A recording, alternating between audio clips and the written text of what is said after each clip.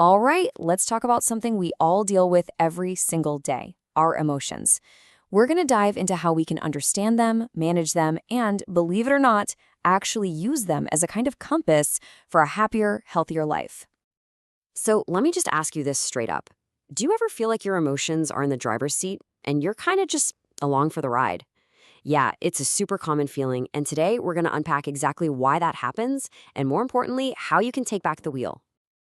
Okay, first things first. We really need to get why this matters so much, because this isn't just about feeling good in the moment. Our emotional state literally creates a storm, or hopefully a calm, inside our bodies, and it's directly linked to our physical health. And this is such a perfect way to picture it, right? It's the two sides of the emotional coin. On one side, when you're feeling positive, it's like you're that balloon just floating, light, resilient. But on the other, negativity can leave us feeling totally grounded, heavy, and all alone. But what's that actually doing to our biology? Well, the effects are incredibly real. This isn't just some vague idea. Research from places like Harvard shows that a positive outlook is tied to real, concrete benefits, like lower blood pressure and less risk of heart disease. But that negative outlook, chronic anger, anxiety, scientists call it wear and tear on your body. It leads to things like inflammation and can actually mess with how your heart functions. The takeaway here is huge. Our feelings have a physical footprint. So, okay, if our emotions have that much power, what are we supposed to do with them?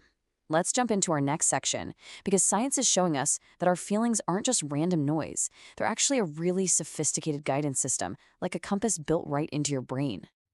And the key to using this compass is a little something called emotional intelligence.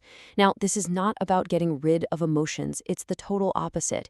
It's the skill of paying attention to your feelings, understanding them, and then, this is the important part, using that information to guide what you think and what you do. This is the bedrock of navigating your inner world. For forever, really, we've been told some version of this myth, right? That to be smart and logical, you have to push your feelings aside, that emotions are the enemy of making a good call. Well, turns out neuroscience has completely flipped that idea on its head. Just take a look at this quote from the neuroscientist Antonio Damasio. His work found that without our emotions, we basically can't make decisions at all. Our feelings act like these super fast gut checks, telling us what's important, what to focus on. They're not getting in the way of logic. They are an essential part of it. So how does this actually work in your brain? Well, when you feel things like fear or anxiety, this one part of your brain, the amygdala, basically sounds the alarm. Think of it as your internal smoke detector. It fires up your body's stress response to get you ready to deal with whatever threat it thinks is out there. But it's not all alarms and stress. On the flip side, you've got your brain's reward center. Positive feelings light up an area called the ventral striatum, and that's linked to that sense of well-being. And get this, research shows that people who are good at savoring positive moments keep this area activated longer, which in turn leads to better health. Okay, so we know emotions are important signals processed by different parts of our brain. This brings us to a really critical skill, learning how to regulate our feelings, which is completely different from just trying to suppress them or shove them down. I absolutely love this analogy I saw in a Reddit discussion. It makes it so clear. Suppressing an emotion is like slamming on the brakes in your car. It's jarring. It's a hard stop. But regulating, that's like using cruise control. You're maintaining a steady path. You're making small, smooth adjustments to the road ahead. Let's really break that down. Suppression is basically denial. It's pretending the feeling isn't there, ignoring what caused it. But experts at Ohio State say this just creates a boomerang effect. The feelings always come back, and usually they're even stronger. Regulation, on the other hand, starts with acceptance. You just acknowledge the feeling, you get curious about what triggered it, and then you process it so you can move on. It's about engagement, not avoidance. All right, let's get practical. How do we actually do this? In this final section, we're going to put together a toolkit for building real, lasting emotional strength. The whole point of this, the end goal, is to build resilience. And listen, resilience is not about being some kind of superhero who doesn't feel pain. It's about your ability to adapt when things get tough, to bounce back, to get through the hard times. And the best part is, it's a skill you can actually develop. So what's the recipe for resilience? Well, some amazing research from Harvard points to a few key ingredients. Having what they call emotional vitality. That's just enthusiasm and hope. Maintaining optimism.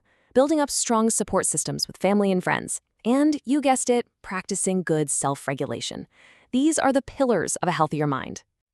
Okay, now look at this. Just a number.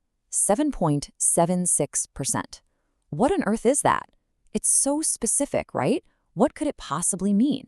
Well, it points to a tool for building resilience that is surprisingly simple and incredibly powerful. And here it is. That number, that's the average reduction in anxiety symptoms that scientists found in a huge review of studies on gratitude practices, like keeping a journal. That is a measurable scientific benefit from just shifting your focus for a few minutes a day. It's proof that these small habits can make a huge difference. So here it is, your starter toolkit, pulling it all together. First, just label your emotions. Simply saying, I'm feeling anxious right now without judging yourself can be incredibly powerful. Second, like we just saw, try gratitude journaling. Third, work on empathy, really listening to understand where someone else is coming from. It strengthens your own emotional IQ. And finally, actively build those social connections. They are one of the best buffers against stress we have. And so we end right back where we started. Your emotions, they're not the storm. They were never the storm. They're the compass that can help you navigate through it. They're giving you crucial information. The only question left is, now that you know how to read it, where will you let it guide you?